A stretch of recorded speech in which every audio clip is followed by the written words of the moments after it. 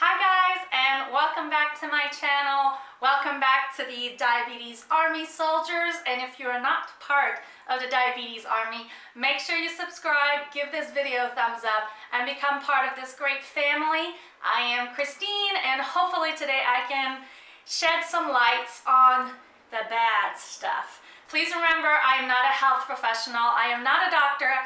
This content is based on my experience with diabetes for the past 28 years. And I want to talk about candies, alcohol, drugs, caffeine, everything. What people tell us we shouldn't or should do, and what we want to do sometimes. I think it's a bit of a battle inside when we really want to try something but are told it can be dangerous, or we shouldn't do it, or we should stay away from it all. So I'm going to talk about this today. So if you want to know what I cannot say no to and what you should do and the questions you should ask your doctors with all of the bad stuff, then please keep on watching.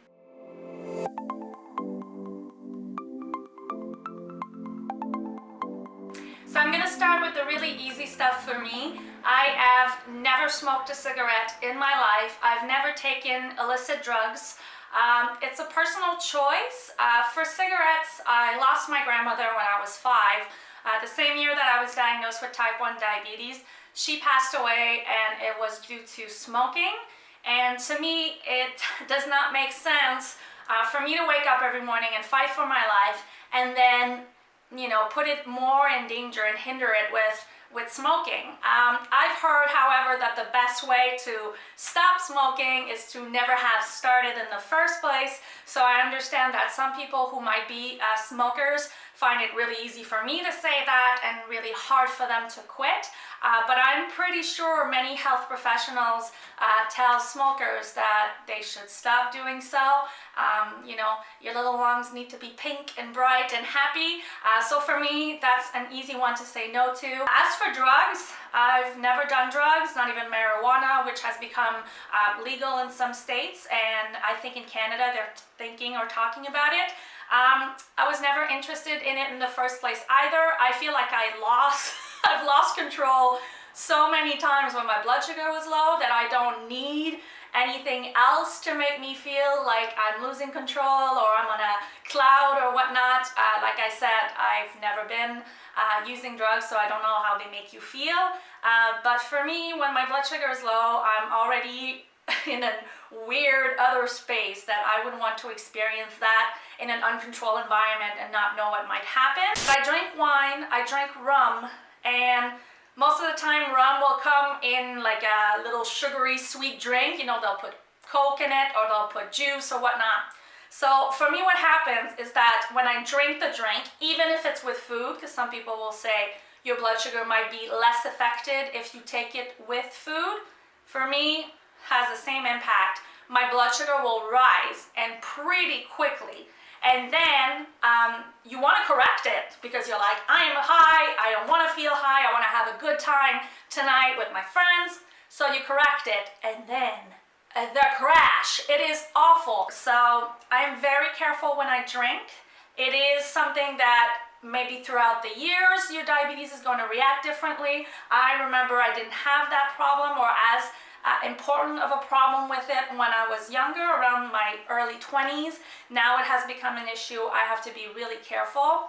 I'm not an avid drinker, so it's not a problem for me to say I'm going to party or I'm going to a dinner with friends and I'm not going to drink. It's not an issue, but just keep it in mind. If you have any questions about drinking, you have an event coming up, you have your prom, or you have something big that you say, I want to celebrate with a glass of wine or a glass of champagne or whatnot, then please ask your doctor. There might be some issues, and the solution for now might be just to test your blood sugar often and often and often, and try to learn more about what your body's going through when you're drinking alcohol. Now, candies and cakes and sweet stuff, please do not stop yourself from having a little treat every now and then. It's your birthday, it's something special, you want to celebrate, you want to have that damn piece of chocolate cake. Have it. And of course, you're going to have the usual person come up to you and say, Are you sure you can eat that? can. The important thing is moderation. Just don't go full out and eat the damn cake by yourself. Have a slice. Count it in your carbs count and give the insulin for it. You know, you're not going to do this every day. You know it. I know it. Then please enjoy it every now and then. It's the same thing with candy. When I was a kid, this is back in the 1990s, my brother and my sister and my parents didn't bring any sweets into the house. You know, and I get that. They wanted to be fair to me. They didn't want to put me in the position where I wouldn't have something that my brother and my sister would have. So we didn't have any sweets. And I moved away from home. I was back in Quebec City. I moved to Montreal when I was 17 and found candy bars. Chocolate bars. They were everywhere in the college. You had those vending machines. You could get a chocolate bar for 75 cents. I went nuts. I ate the whole damn machine. Like, I was going crazy.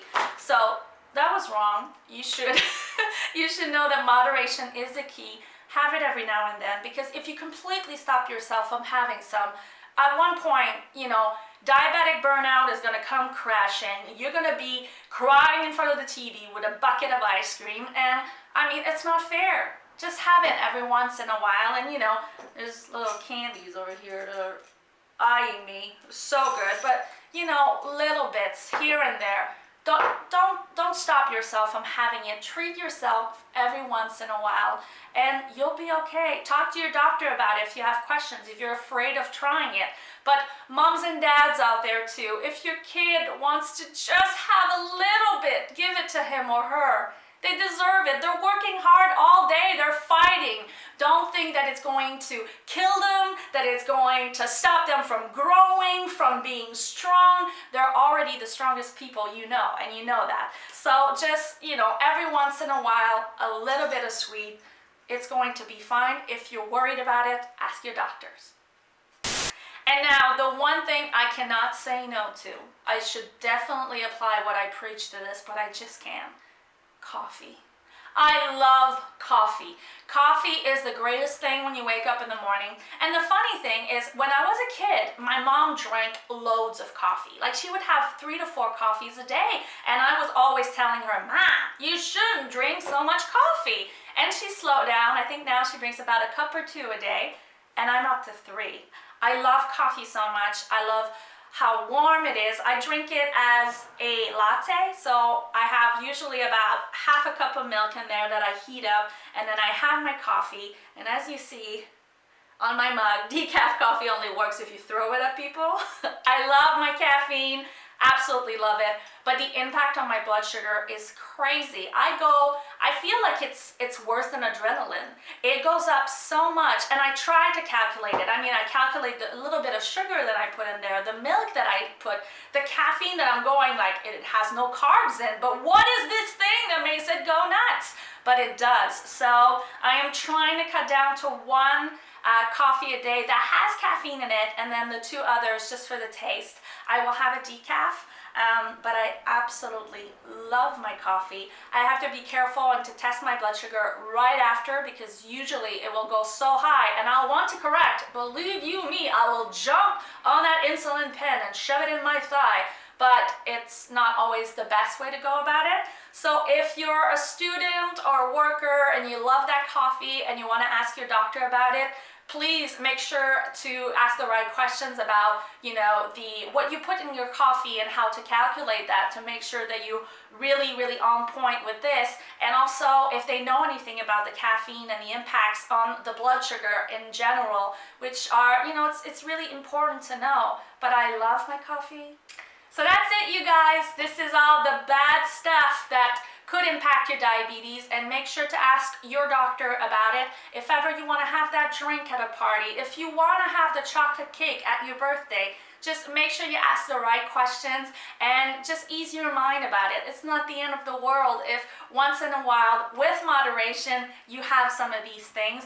And I still wake up every morning and I have my cup of coffee. So please just ask the right questions. Comment below on what is the bad stuff that you like. We all like something. So just comment below. Give this video a thumbs up if you had fun.